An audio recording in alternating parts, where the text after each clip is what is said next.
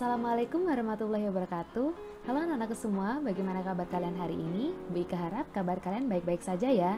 Nah, sebelum Bu Ika mulai video pembelajaran kali ini, bagi yang belum subscribe channel Sport Mansaneba, silakan kalian subscribe. Lalu, like video-video yang ada di dalam channel ini, juga beri komentar mengenai feedback apa yang harus Bu Ika perbaiki ke depannya.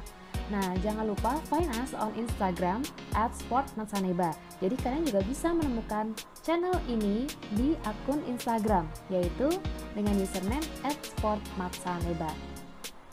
So, kita mulai ke materi hari ini.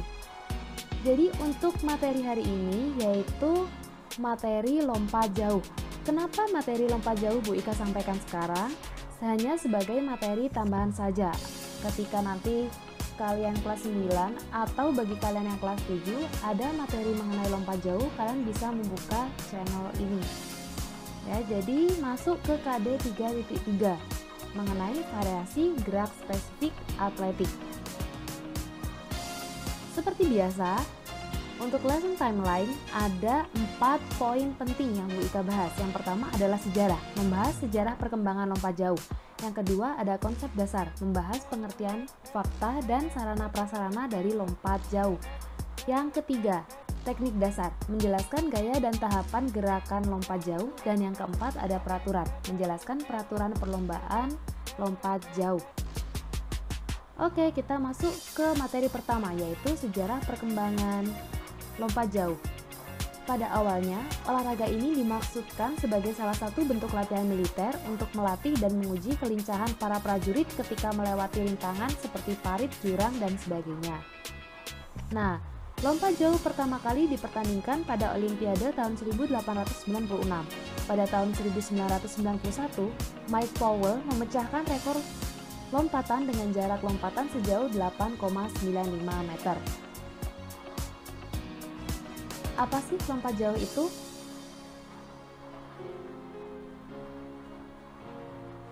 Lompat jauh adalah jenis olahraga atletik yang membutuhkan kecepatan, ketangkasan, dan kekuatan seorang atlet untuk melompat sejauh mungkin dari titik lepas landas atau garis lompat, kemudian melayang di udara dan mendarat sejauh-jauhnya dalam bak pasir.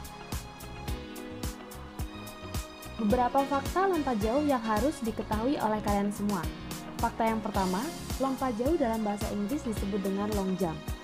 Fakta yang kedua, lompat jauh dipertandingkan di Porseni, Pekan Olahraga Nasional atau PON, SEA Games, Asian Games, sampai Olimpiade tingkat dunia. Sarana dan prasarana dari lompat jauh. Yang pertama, lintasan lari. Panjang lintasan standar yang digunakan jumper minimum 40 meter dengan lebar 1,22 meter sampai 1,25 meter. Di samping kanan dan kiri lintasan kemudian diberi garis putih selebar 5 cm. Selanjutnya harus ada papan tolak. Papan tolak berbentuk segi empat yang terbuat dari kayu atau bahan lain yang sesuai dan dicat dengan warna putih. Panjang 1,21 sampai 1,22 meter dengan lebar 19,2 sampai 20,2 cm. Selanjutnya yang ketiga ada bak pasir. Lebar bak pasir minimal 2,175 meter. Bak ini diisi dengan pasir yang lembut, halus, dan sedikit basah. Permukaannya harus rata dengan permukaan garis loncat. Selanjutnya, apa saja gaya dalam lompat jauh? Yang pertama ada gaya jongkok, yang kedua ada gaya berjalan di udara, dan yang ketiga ada gaya menggantung. Jadi total ada 3 gaya dalam gerakan lompat jauh. Kita masuk ke yang pertama, yaitu gaya jongkok. Disebut juga dengan gaya mengambang. Gaya ini merupakan gaya lompat jauh tertua. Gaya jongkok mudah dilakukan karena jumper hanya harus menekuk kedua kaki, mirip seperti posisi jongkok ketika melayang di udara. Selanjutnya, gaya berjalan di udara. Disebut dengan walking in the air. Adalah gaya terpopuler para pelompat jauh profesional karena gaya ini sangat efektif untuk menghasilkan lompatan terjauh dibandingkan gaya yang lainnya. Yang kedua, teknik lompat jauh berjalan di udara dimulai dari saat kaki tumpu melakukan tolakan atau loncatan. Ketika tubuh melayang di udara, lakukan gerakan seperti melangkahkan kaki atau seperti Anda sedang berjalan. Selanjutnya yang ketiga adalah gaya menggantung. Teknik lompat jauh menggantung adalah teknik di mana ketika tubuh melayang dengan posisi dada dibusungkan ke depan. Selanjutnya, kedua tangan diangkat ke atas sedangkan kedua kaki ditepuk ke belakang. Hal ini untuk membuat tubuh selama mungkin berada di udara. Selanjutnya adalah teknik dasar lompat jauh. Terdiri dari teknik awalan, teknik lompatan atau tolakan, teknik melayang, dan teknik pendaratan. Jadi, gaya lompat jauh tadi kan ada 3. Untuk teknik dasar lompat jauh ini ada 4, yaitu awalan, lompatan, melayang, dan pendaratan. Yang pertama adalah teknik awalan. Jumper melakukan ancang-ancang atau awalan 20-30 meter dari garis lompat, kemudian mendekati garis tersebut sambil meningkatkan kecepatan lari. Jumper harus bisa mengendalikan kecepatan lari terutama sebelum garis lompat dan mempersiapkan untuk melakukan tolakan atau loncakan.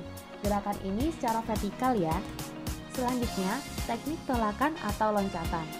Tolakan adalah tahap di mana kaki melakukan lompatan di garis lompat untuk mengangkat tubuh ke atas dan melayang di udara sebelum nanti mendarat. Ketika melakukan tolakan kaki, sedikit dibengkokkan. Kaki harus ditapakkan ke tanah dan tungkai diluruskan. Usahakan agar kaki tidak melewati batas garis loncat. Selanjutnya, teknik melayang. Gerakan kaki seperti berjalan ketika posisi tubuh melayang akan memudahkan dan memperluas jarak pendaratan. Yang harus diperhatikan, yang pertama, menjaga keseimbangan badan. Kedua, berusaha melayang di udara selama mungkin. Dan yang ketiga, mempersiapkan kaki untuk melakukan pendaratan. Selanjutnya, teknik pendaratan. Pendaratan dilakukan dengan cara menundukkan kepala, mengayunkan lengan, dan menggerakkan pinggang ke arah depan. Hal ini dilakukan agar ketika proses pendaratan, anggota badan lain tidak menyentuh pasir lebih belakang daripada kaki. Lalu, bagaimana peraturan perlombaan untuk lompat jauh?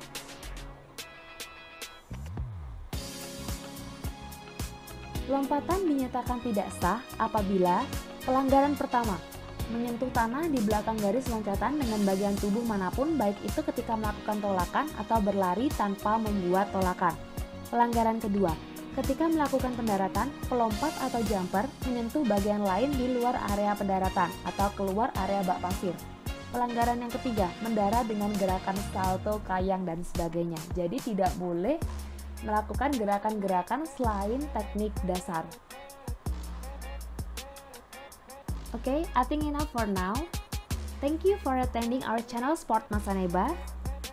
Hope you enjoy and like it. Jadi, sekian yang dapat Bu Ika sampaikan hari ini. Terima kasih banyak atas perhatiannya.